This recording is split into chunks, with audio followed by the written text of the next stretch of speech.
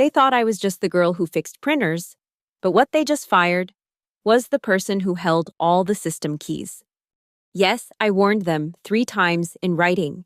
Now their screens show only one thing: my cat sleeping. No ransomware, no virus, just disrespect answered with silence. And a system no one can access. My name is Monica Lewis. I'm 32 years old. And until 4:45 p.m. yesterday, I was the sole IT administrator at Brightvale Creative, a mid-sized marketing agency where I dedicated 10 years of my life, 10 years of on-call weekends, emergency server reboots during family dinners, and explaining to executives why, no, we can't just put everything in the cloud overnight. We're restructuring, said Toby Granger, our CEO of 8 months, a man who still typed with 2 fingers and once asked me if the internet would be faster if we upgraded to 6G. He didn't meet my eyes as he slid the manila folder across his glass desk. It's nothing personal, Monica. Just optimizing our budget. Nothing personal. Of course it wasn't. How could it be personal when they barely acknowledged I was a person? I was infrastructure expected to be invisible until something broke, then magically appear with solutions. I didn't cry. I didn't shout. I simply nodded and accepted the folder containing my severance package, 2 weeks' pay for 10 years of service. Your access will be terminated at end of business today, said Melissa from HR, who was standing awkwardly in the corner like she expected me to flip the desk. Please clean out your desk and turn in your badge. That's when I noticed the first red flag they'd missed. Nobody had asked about system handover. Nobody had requested passwords, documentation, or process flows. In their minds, it was just a cost center, something easily replaced or outsourced. You'll want to transfer the authentication rights before the weekend, I said quietly. Toby was already checking his phone. Oh, we'll have the new MSP handle all that on Monday.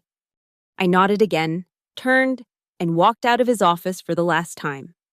As I cleaned out my desk, memories flooded back from the past decade. I was hired right out of college when Brightvale was just 15 people in a converted warehouse.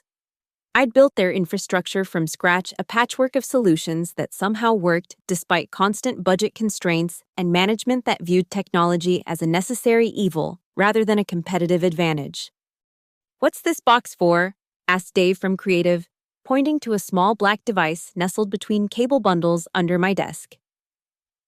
Just a network bridge, I replied. It was actually a crucial authentication server that managed the entire facial recognition system I'd implemented during the pandemic when everyone had suddenly wanted contactless everything. That small black box controlled who could access what across our entire network. I'd sent 3 emails to management about properly integrating it into our rack system, all ignored. Will you be at Toby's birthday happy hour tonight? Asked Kim from accounts, her voice tinged with the awkward sympathy people reserve for colleagues they like but don't know well. I don't think I'm on the guest list anymore, I replied with a small smile, sealing up the last box of personal items, mostly coffee mugs, and the small collection of succulent plants that had kept me company during late-night system updates. I took one last look around the office that had been my second home. The marketing team was huddled around a monitor, laughing at something. The sales floor was its usual chaotic energy of loud calls and victory gongs. No one really noticed I was leaving. Why would they? When everything worked, I was invisible. I stopped by the server room one last time, my real office for the past 10 years. The gentle hum of fans and blinking lights felt more familiar than my own apartment sometimes. I ran my hand along the server rack, remembering all the nights I'd spent here troubleshooting outages while everyone else was asleep. I didn't sabotage anything. I didn't plant malware or create time bombs. I simply stopped maintaining, stopped fixing, stopped being the invisible force that kept everything running. I disconnected my personal phone from the monitoring system, turned off my alerts, and walked away. The security guard at the front desk, Ramon, was the only one who seemed genuinely sad to see me go. They're making a mistake, Monica, he said, accepting my badge. Who's going to help me set up my fantasy football league now? I smiled. YouTube tutorials, Ramon. That's what I always did anyway. A small lie. I'd spent hours researching custom configurations for his league, but a comforting one. As I walked to my car, the weight of the past decade seemed to lift slightly from my shoulders. My phone buzzed with a calendar reminder: update biometric auth, final notice. I dismissed it. Whiskers, my 3-year-old gray tabby, was waiting in the passenger seat. I'd adopted him after finding him in the parking garage during a particularly brutal winter storm. And he'd been my constant companion ever since. The company had a no-pets policy, but I'd occasionally smuggle him in on weekends when I needed to do system maintenance. "Well, buddy," I said, scratching behind his ears. "Looks like we're both unemployed now."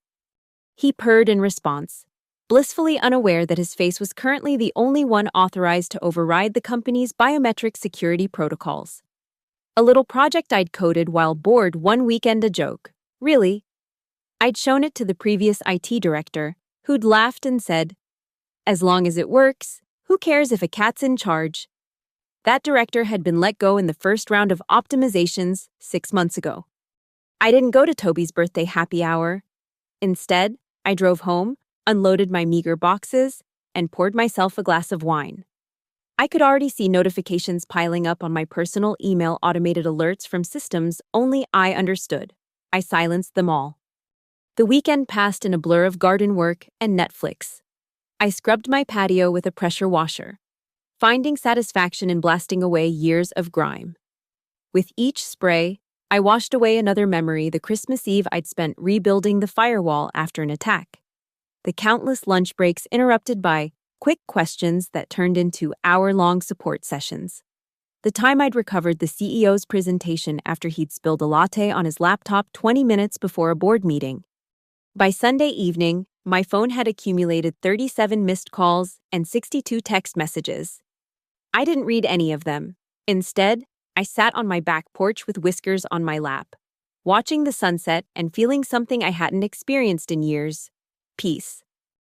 Monday morning, I woke to the sound of birds rather than alarm bells.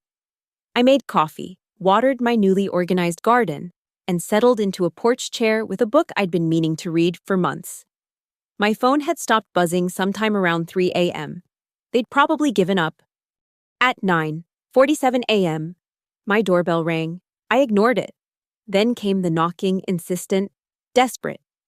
I peeked through the blinds to see Toby himself standing on my porch, his normally perfectly coiffed hair disheveled, dark circles under his eyes. I opened the door just enough to speak. "Can I help you?" "Monica, thank God." He looked like he hadn't slept. "We need you to come in. There's a situation." "I don't work for Brightvale anymore," I said calmly. "Remember budget optimization?" I know. And that was... We can discuss that. But right now, we have an emergency. None of the systems are working, everything's locked down, and all the screens are showing. "Is that your cat?" I glanced behind me, where Whiskers was grooming himself on the couch, completely uninterested in our conversation. "Probably," I replied. The biometric system needed an administrator face to function as a master key. I used his. It was in my documentation, the documentation I offered to go through during a handover that no one wanted. "But why would you..." "I didn't do anything," I interrupted. "That's the point. I just stopped doing everything." The authentication system was set to require recertification every 72 hours. Without it, it defaults to admin-only mode. And since the admin is... I gestured to Whiskers, who had now moved on to attacking a dust particle in a sunbeam. Toby ran a hand through his hair. "Monica, please.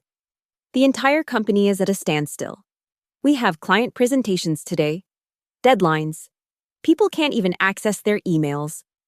I leaned against the doorframe. "That sounds like a problem for your new MSP. They can't figure it out.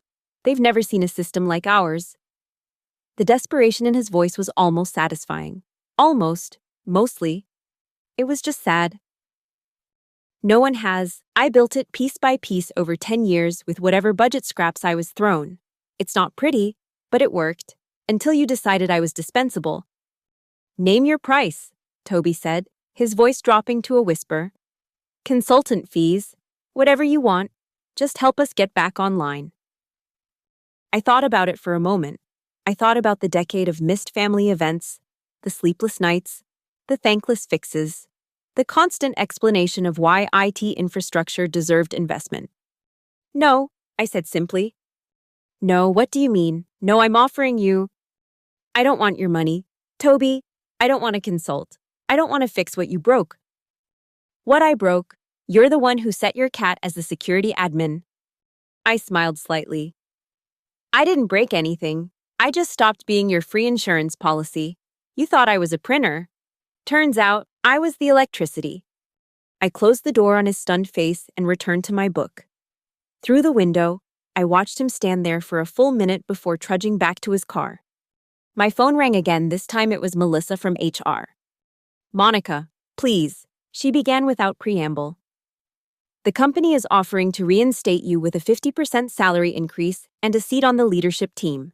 Toby acknowledges he made a mistake.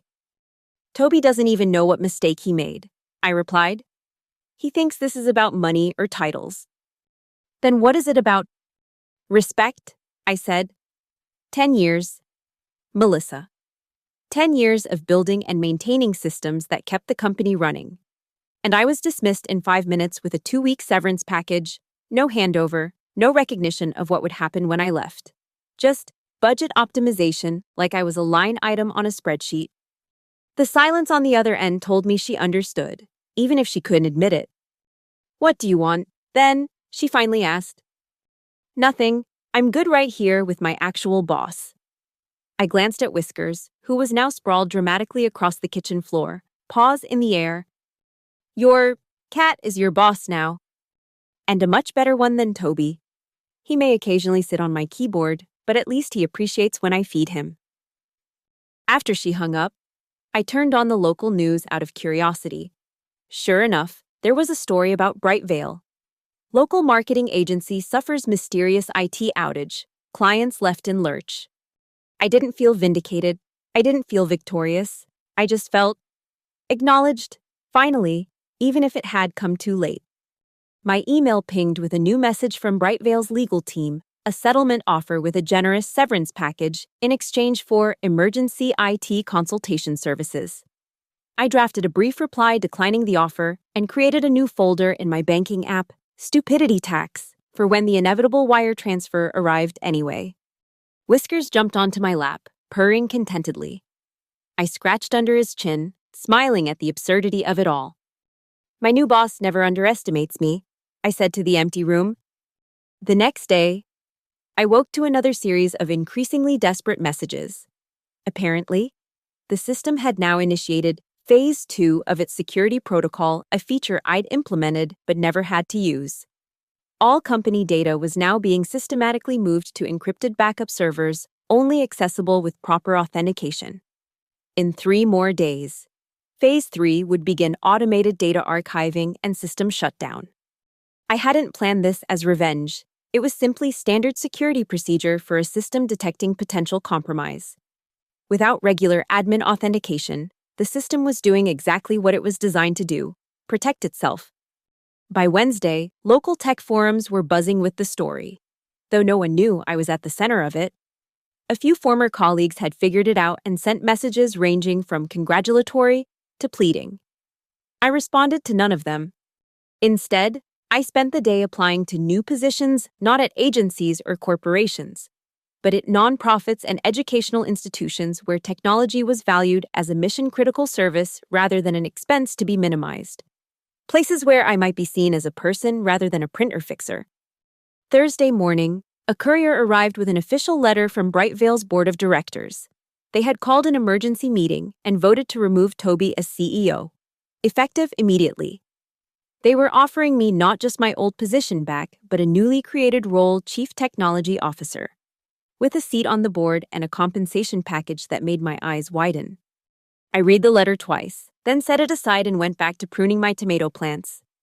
By Friday, Brightvale was making national news in tech circles. Marketing agency held hostage by cat, read one particularly sensational headline. Below it was a grainy security camera image of Whiskers sleeping on my desk during one of our weekend maintenance sessions, his face illuminated by the glow of multiple monitors. I got calls from reporters, recruiters, and even a book agent. I let them all go to voicemail. The following Monday, exactly 1 week after the systems had locked down, I received a visit from someone I actually respected, Janet Chen, Brightveil's founder who had stepped back to an advisory role 3 years ago. "Nice garden," she said when I opened the door. No desperate pleas, no offers, just a genuine observation. "Thanks, I've had some extra time lately." She smiled. "So I've heard. May I come in?" I hesitated, then stepped aside. Janet had always been fair to me, even if she hadn't always understood what I did. She was the one who had hired me fresh out of college, taking a chance on a young woman with more theoretical knowledge than practical experience. Whiskers immediately came to investigate our visitor, winding around Janet's ankles with surprising affection. "So this is the infamous system administrator," Janet said, leaning down to pet him. "He seems very qualified." Despite myself, I laughed. "He has excellent security protocols, very selective about who he trusts." We sat in my small living room, the awkwardness of the situation hanging between us. "I'm not here to beg you to come back," Janet said finally. "Though I won't pretend the company isn't in crisis." "Then why are you here?" "To apologize and to understand." She leaned forward, hands clasped. "When I started Brightveil, I wanted to create a place where people felt valued for their contributions, not just their billable hours. Somewhere along the way, we lost that. I lost that. I didn't know what to say, so I said nothing." "The system you built," Janet continued, "it's remarkable. Not just technically, but philosophically. It protects itself when threatened. It follows clear protocols. It values proper authentication and verification. It's everything our company culture should have been." "It was just doing its job," I said quietly. "Unlike the people who were supposed to value it." Janet nodded. "The board fired Toby yesterday. Not just because of this crisis, though that was the catalyst. We reviewed the past 6 months and found a pattern of short-term decisions that sacrificed long-term stability. Your termination was just the most catastrophic example." I felt a twinge of something, not satisfaction, exactly. Recognition, perhaps. "What happens now?" I asked. "That depends on you," Janet replied. "I've come out of semi-retirement to right the ship, at least temporarily. The board has authorized me to offer you whatever it takes to get our systems back online, but more importantly, to rebuild the company culture that allowed this to happen in the first place." "I don't know if I want to come back," I admitted. "It wasn't just Toby. It was years of being invisible until something broke." "I know," Janet said, "and I can't promise we'll get it right immediately, but I can promise that you'll have a voice, a real one, with actual authority. The new role of CTO would report directly to me, with budget control and a mandate to build systems and teams that are properly valued." Whiskers jumped onto the couch between us, purring loudly. "Your cat seems to vote yes," Janet observed with a smile. "He's easily bribed with treats," I replied, but I was smiling too. "Take the weekend to think about it," Janet said, standing to leave. "Either way, we need your help to unlock the systems before they enter full shutdown mode. Name your consulting fee, it's the least we can do." After she left, I sat with Whiskers, weighing my options. Part of me wanted nothing more to do with Brightveil. Another part recognized the rare opportunity to reshape a company's approach to technology from a position of genuine influence.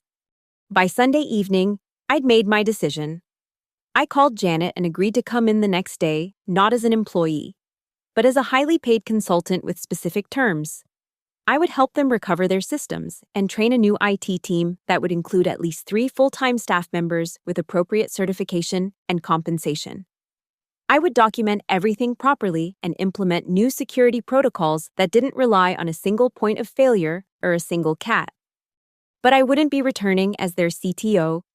Instead, I accepted a position at a local community college as Director of Information Technology, a role with less pay, but far more purpose. The college served mostly first-generation students and returning adult learners, people who, like me, often felt underestimated and overlooked. On Monday morning, I walked into Brightvale for the first time since my termination. The atmosphere was noticeably different, subdued, humbled. People who had barely acknowledged my existence before now looked at me with a mixture of awe and embarrassment. I headed straight to the server room, Whiskers in a carrier beside me. Janet had arranged special permission for him to enter the building, understanding that his furry face was quite literally the key to unlocking everything. "I still can't believe a cat brought down our entire company," said Marcus from the new IT managed service provider, watching incredulously as I held Whiskers up to a scanner. "The cat didn't bring down your company," I corrected him. "Negligence and disrespect did. Whiskers just happened to be the only one authorized to fix it." The system recognized its feline administrator and began its recovery sequence. I spent the next 6 hours guiding Marcus and his team through the labyrinth of custom configurations and workarounds that made up Brightvale's digital infrastructure. I documented everything meticulously, created proper admin accounts for the new team, and finally, removed Whiskers from the system. "Thank you for your service, Chief Whiskers," I said solemnly as I deleted his biometric profile from the database. He responded by trying to chew on a network cable. By late afternoon, all systems were back online.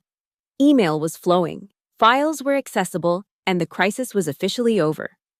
Janet gathered everyone in the main conference room for an announcement. "As most of you now know, our company recently experienced a significant disruption due to decisions made at the executive level," she began. "Those decisions reflected a fundamental misunderstanding of the value of our technology infrastructure and, more importantly, the people who maintain it." I stood at the back of the room, Whiskers carrier at my feet, feeling strangely detached from it all. Monica Lewis dedicated 10 years to building systems that kept this company running smoothly, so smoothly that many of us forgot they existed at all until they stopped working. Janet continued. Her termination was not just a personnel mistake, but a catastrophic failure to understand what actually makes a modern company function. People turned to look at me, some nodding in agreement, others avoiding eye contact entirely. Moving forward, Brightvale will implement a new approach to technology. Janet announced, "It will be treated as a core business function rather than a cost center. We will invest in proper staffing, infrastructure, and recognition of the critical role IT plays in our success." There was a smattering of applause, awkward but seemingly genuine. "Monica has declined our offer to return as CTO," Janet added, causing a ripple of surprised murmurs. "But she has graciously agreed to help us transition to a more robust IT structure as a consultant. Please give her your full cooperation and perhaps a long overdue thank you." The applause was louder this time, accompanied by a few cheers from the creative department where I'd fixed many a crashed Adobe suite over the years. As people filed out, several stopped to shake my hand or offer sheepish apologies. Dave from Creative handed me a hastily signed card from the department. "We really did notice when you fixed things," he said. "We just didn't say it enough." By evening, my consulting work was done. I'd set up the new team with everything they needed to succeed, assuming management actually listened to them. Janet walked me to my car. "Are you sure we can't change your mind?" she asked. "The offer still stands." I shook my head. "I'm sure. I think we both know it wouldn't be the same. But I appreciate the recognition, even if it came the hard way." "Where will you go now?" "Eastridge Community College," I replied. "They need someone to modernize their systems while working within tight budget constraints." Sounds familiar, except they actually value the outcome. Janet smiled sadly. "Their gain, our loss, if you ever change your mind." "I'll let you know," I promised, though we both knew I wouldn't. As I drove away from Brightvale for the last time, Whiskers meowed questioningly from his carrier. "Don't worry," I assured him. "Your new office has windows that actually open and a strict no overtime policy." The next morning, I started my new job. The technology was outdated, the challenges significant, and the budget minuscule. But when I walked into my first staff meeting, the college president introduced me as the backbone of our digital future, and asked me to outline my vision for the school's technology needs. People took notes, they asked questions, they listened. Whiskers, of course, had been promoted to home duty, only though I did keep a small framed photo of him on my new desk. A reminder that sometimes being underestimated is the greatest advantage of all. 6 months later, I received an email from Janet.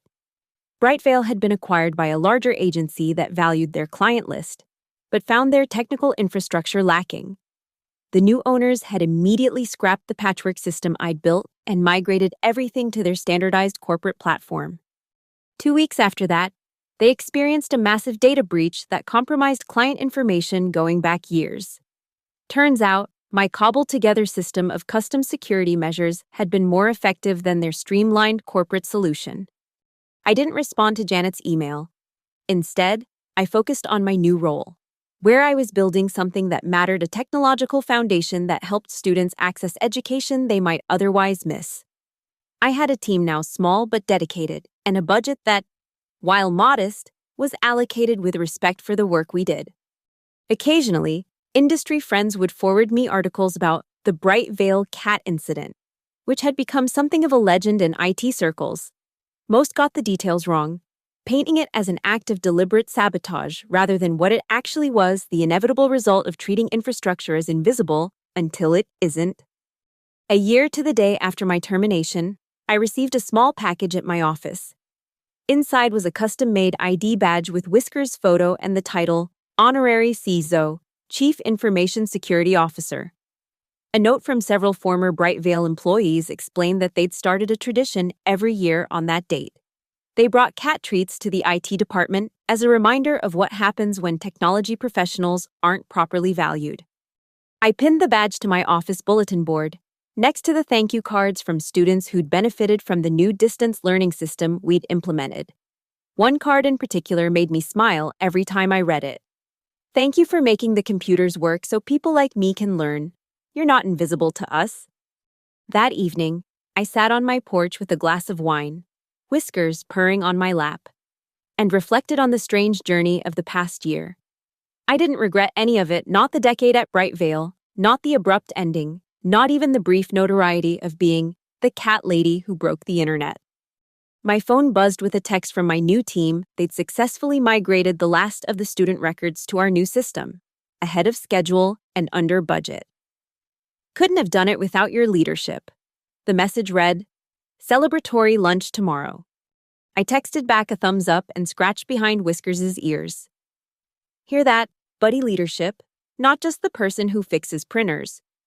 He yawned in response, supremely uninterested in human job titles. To him, I was simply the person who fed him and provided warm laps roles he clearly valued appropriately. And really, wasn't that what we all wanted? Not grand titles or even substantial paychecks, but simply to be valued for what we contribute, to be seen, to matter. As the sun set over my garden, now lush and thriving after a year of actual work-life balance, I made a silent toast to unexpected endings and even more unexpected new beginnings. To systems that protect themselves when threatened. To cats who accidentally become system administrators. And most of all, to finally being visible. They thought I was just the girl who fixed printers. They were wrong. And now they know.